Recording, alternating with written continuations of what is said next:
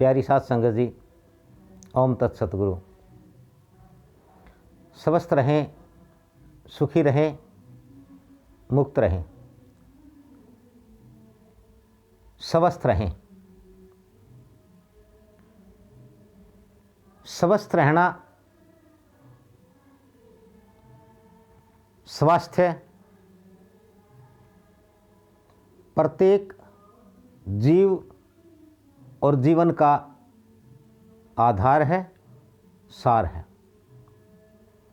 स्वास्थ्य के बिना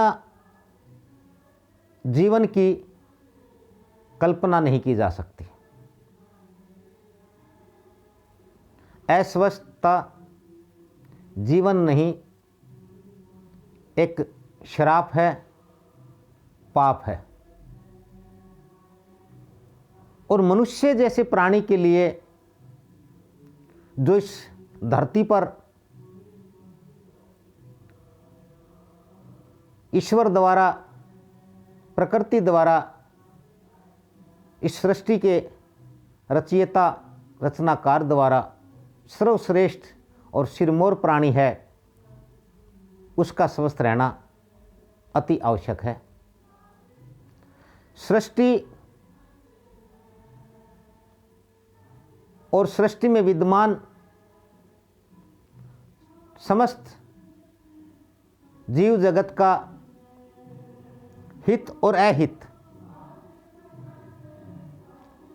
कल्याण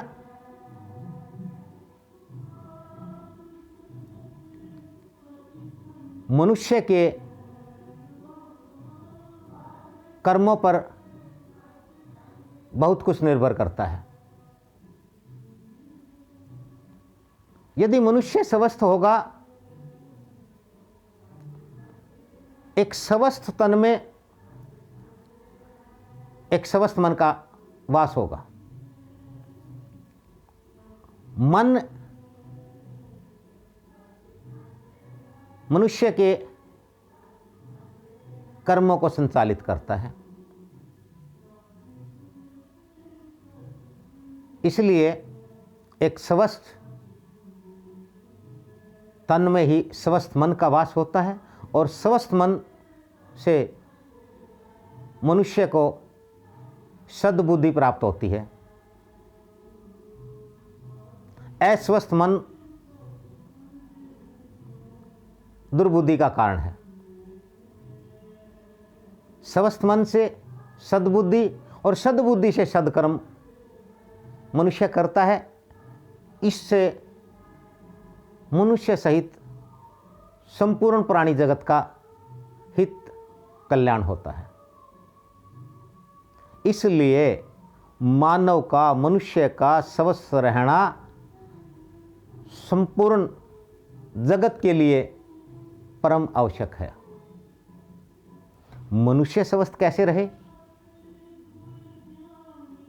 मनुष्य को स्वास्थ्य का अर्थ मालूम हो, मनुष्य को स्वस्थ रहने का कारण मालूम हो, तभी मनुष्य स्वस्थ रह पाएगा।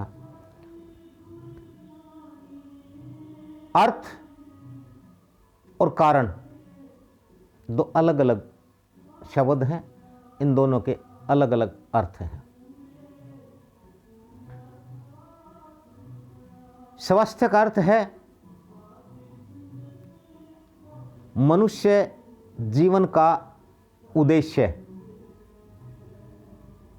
कि आखिर मनुष्य जीवन का वो उद्देश्य क्या है जिसके कारण मनुष्य का इस संसार में जन्म हुआ है, आगमन हुआ है, या मनुष्य को, इस जीव को, मनुष्य रूपी जीव को मनुष्य रूपी योनि क्यों प्राप्त हुई है।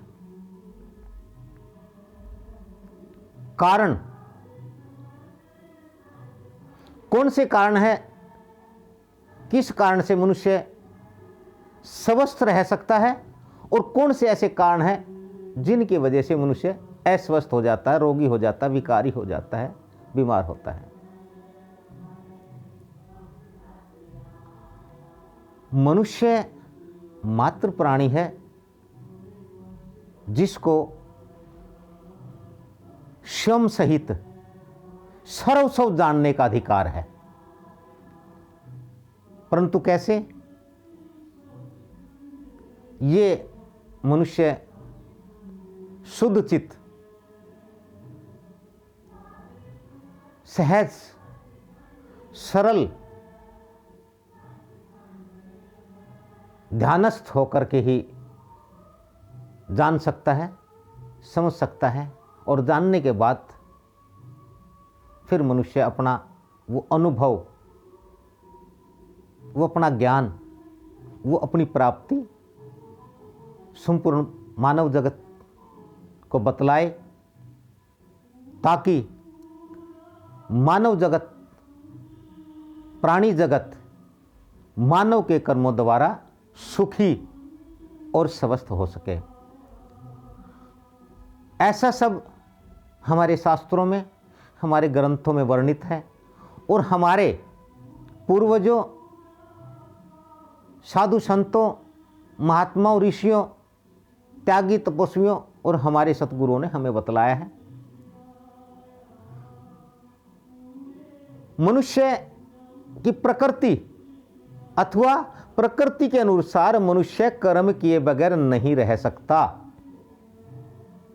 प्रकृति का स्वभाव है, प्रकृति की प्रकृति है कि मनुष्य कर्म करेगा ही, क्योंकि मनुष्य यदि कर्म नहीं करना चाहेगा तो भी प्रकृति अपनी प्रकृति द्वारा मनुष्य से कर्म करवा लेगी।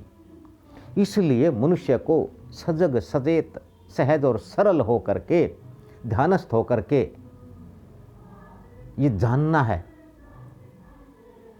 क्या कर्म किया जाए, कैसे किया जाए। और यही सब हमारे सतगुरुओं ने हमें बतलाया। हमारे देश में, भारतवर्ष में जितने भी साधु संत, महात्मा, ऋषि मुनि, योगी, त्यागी, तपस्वी, सतगुरु हुए हैं, उसी कड़ी में हिमालय के तपोवन में एक महान तपस्वी सतगुरु सरदानंद जी भी हुए। 10 वर्षों तक हिमालय में कड़े त्याग, कठोर तप के बाद अपना अनुभव, अपना ज्ञान प्रकृति द्वारा प्राप्त शक्तियों के को लेकर के जब वो हमारे बीच आए, 2 दशक तक उन्होंने अपना ज्ञान, अपना अनुभव मानव जाति के बीच साझा किया, बतलाया कि मनुष्य को क्या करना चाहिए, क्यों करना चाहिए। उन्होंने बतलाया मनुष्य जीवन का अर्थ क्या है, स्वास्थ्य का कारण क्या है, मनुष्य स्वस्थ क्यों रहे। हम प्रतिदिन इस कड़ी में बात करते हैं, इस संदर्भ में हम हर रोज़ चर्चा करते हैं मनुष्य स्वस्थ कैसे रहे। आज मैं आपसे यही बात कहना चाहता हूँ, मनुष्य का स्वस्थ रहना, मनुष्य का स्वस्थ होना, मनुष्य का स्वास्थ्य संपूर्ण प्राणी जगत के सुख का, हित का, कल्याण का कारण बन सकता है। और यदि मनुष्य स्वस्थ नहीं है, मनुष्य रोगी है, मनुष्य विकारी है, तो निश्चित तौर पर वह अपनी रोगी अवस्था में, अस्वस्थ अवस्था में, बीमारी की अवस्था में शुभ और अच्छा नहीं करेगा। और जब वह शुभ और अच्छा नहीं करेगा तो मानव सहित वह किसी भी जीव प्राणी के हित में नहीं होगा। इसलिए मनुष्य का स्वस्थ रहना संपूर्ण सृष्टि के लिए हितकर है, प्रकृति के लिए हितकर है। एक स्वस्थ मनुष्य ही इस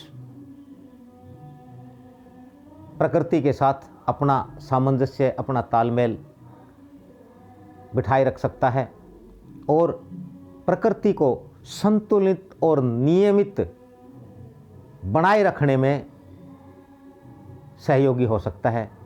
इसलिए प्यारी साध संगत जी, प्रत्येक मनुष्य का स्वस्थ होना न केवल स्वयं के हित में अपितु सर्वहित के लिए आवश्यक है।